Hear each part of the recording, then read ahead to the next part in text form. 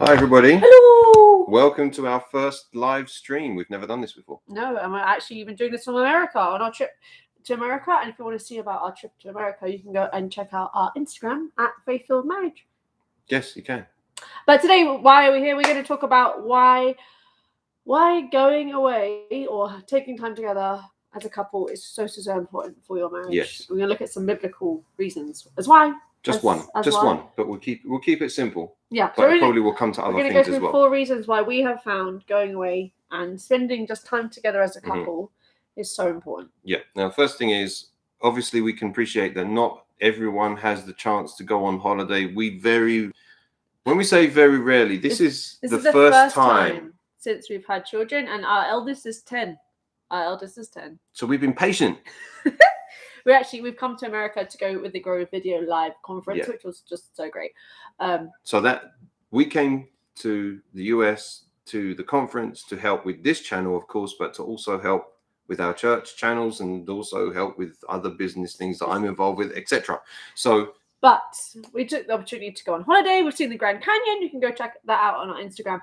But why has taking time together helped our marriage? Number one, it helps us to reconnect in a way that it's harder to do when you have life's daily distractions. Yeah, there's always just things to do. Yeah. Whether that's kids, your job, whatever it is, like being a stay-at-home parent, there's always stuff to do. Always stuff. And sometimes just as a couple, you can just sort of it's really easy to become flatmates that you live to, like, just you happen to have kids together. And you're just sort of living in the same house, and like maybe you get intimate sometimes, but like you're not really on the same level, and just taking time apart just to do that, and that can really help. Yeah. So number 2. Oh, you can share number 2. That was you. I thought you were doing that. Oh, okay. I'll do 2 and 3 then. Oh, okay. Sorry. Yeah. Number two. Not that we have a plan or anything. Wow. No, but we want to make sure that this is valuable to you guys. So yeah. Okay. Number 2 is that it reminds you why you like the other person. I know why I like you anyway. I know I like you. But it reminds you why you like the other person, because again, if you're so the both of us have full-time jobs, and we have our 4 kids, and we're running this YouTube channel. And we're doing church stuff. Yeah, we're like involved all of the things. Church leadership and stuff. There's loads of stuff that we're doing. Yeah. And obviously we love each other very much. It's but taking time just together can help you remind you why you like the other person. Because you're spending more time like sort of concentrated with them. And so it can just sort of it can remind you why you liked them in the very first place before you got married anyhow. Yeah. Yeah. And number 3, which is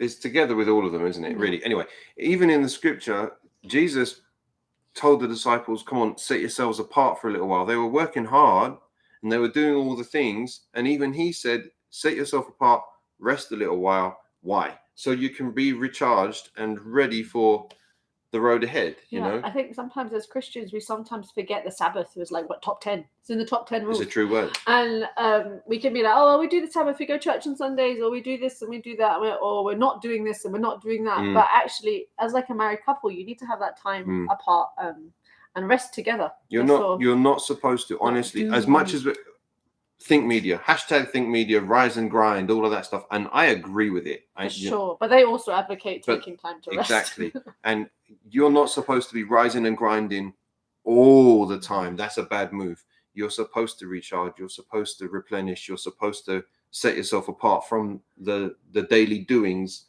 so that you can be rested and appreciate the daily doings as well. I mean, in a few days' time, we're back in London. Too soon. And and this is the danger, I think, of holidays. We're going to be back in London, and in a minute, we'll have to go back to the normal stuff. I think, well, for me, I'm going back to my kids being on holiday, on their school holidays. Yeah. So actually, that's a tiny bit easier. My job, like I'm a teacher, so I'm going back to school holidays. But I've got like so much paperwork to do. But you see, we're going back to the normal things. But because of the contrast of the holiday, it will feel up here rather than where it normally is. So in theory. But then we have the Jubilee. That's true. Anyway, the point is, you need to set yourself apart. That doesn't necessarily mean holiday. It could mean get a babysitter for a day. Exactly. Like I think, or a trusted family friend, and just say, can we please borrow you for a whole day? yeah. Pay them in sweets, you know, get a Lucozade for them, iron brew, whatever. Or whatever it is, Whatever it is, but so that you can actually in the spend daytime. in the daytime, In the daytime. because that means you got go for a walk, go to if you're in the UK, go to a big park with some snacks and some water and stuff, and go for a long walk, and just and get away from the normal doings. Yeah, it doesn't have to be expensive. Mm-hmm. It really doesn't. And sometimes, in fact, we've got loads of date ideas on this channel. So go check out our description. That will come up. We'll add some links to our videos that we've done in the past about date ideas that you can do. But yeah, just taking that time apart to rest and sort of just recharge is so important. And number 4 is that I mean, you don't, because like we've been away and my normal day job takes up a lot of my brain space, the type of job that I do. So I teach, but I create curriculum. It's not just teaching in a classroom. And it can take up a lot of brain space. And I think I found myself this week not really thinking about it, which is fantastic. It's quite nice. I mean, of course, I love my job, but you're going to have to do a serious run up when we get back. But the rest allows you to have the run up, which is fantastic. It does, and I think it can make you think about your job better, or whatever you're doing, whatever the project is that you're doing, whether it's at a place of work, your own business, your like what you're doing at home or whatever. Having that time apart can help you both think about also what your priorities are. Yeah, I think that very often, with me at least, you concentrate on a problem, a specific thing, and then you can't seem to get anywhere. And then suddenly, when you're doing something else, brushing your teeth, in the shower, you know, whatever, you'll do something completely different, and then pop, you get the thing that you need to figure out the problem that you were trying to figure out. Now, of course, the key for that is to try to figure out the problem beforehand. That makes sense. But you seem to not be getting anywhere. You're not getting anywhere. And then when you do something different, like you're allowing your mind to rest, then bam, you get the answer that you need. That is one of the reasons why this kind of thing is so helpful, because the project can be your life. The project can be your marriage itself. The project could be your work, like especially in your case. But sometimes you need to be away from the thing to get good at the thing. So yeah, I think like God really knew what he was talking about when like he put the Sabbath as like a big, it's a 1/7 rest day. Yeah. You know? And I just think sometimes as Christians we can almost guilt trip ourselves, like, oh, we need to do things. Like God told us that, you do, but also you need to just rest. Yeah, but you see, in the doing of the thing, you don't necessarily have time to get ideas for the thing. Yeah. We came here, now we weren't looking necessarily for ideas. So I've got a few ideas for our church that I would not have had if I didn't come here. One of them, I can just imagine it. It's going to be hopefully really nice. But anyway, the point is, sometimes you need to be away from the thing so you can get back to it and be more ready to do the thing. Yeah. And I think just in terms of like how can you improve your marriage when you have kids, is that take time to not be with your kids. Which sounds awful. Really terrible. And we love our children. We love them to bits. They are crazy and messy and brilliant and scarily sometimes too much like us, which is scary sometimes.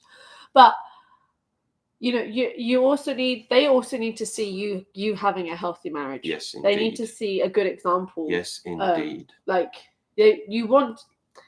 When you have kids, it's like, oh, you want the best for your children and you want them to succeed and stuff like that. And, you know, you want them to have healthy marriages and relationships when they get older.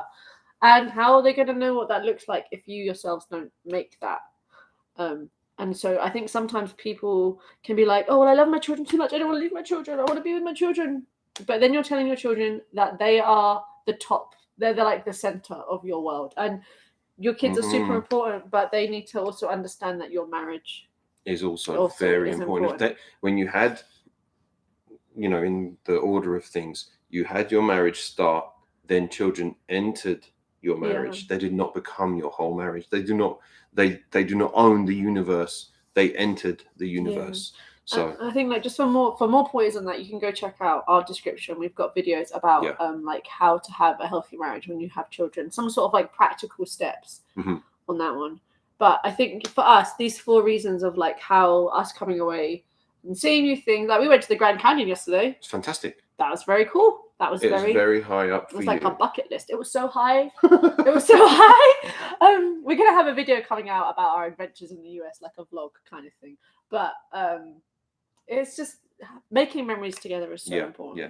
I mean, we've done a few things when we were here, probably we'll never forget. Yeah. You know, and okay, you know, that's a bookmark in your life.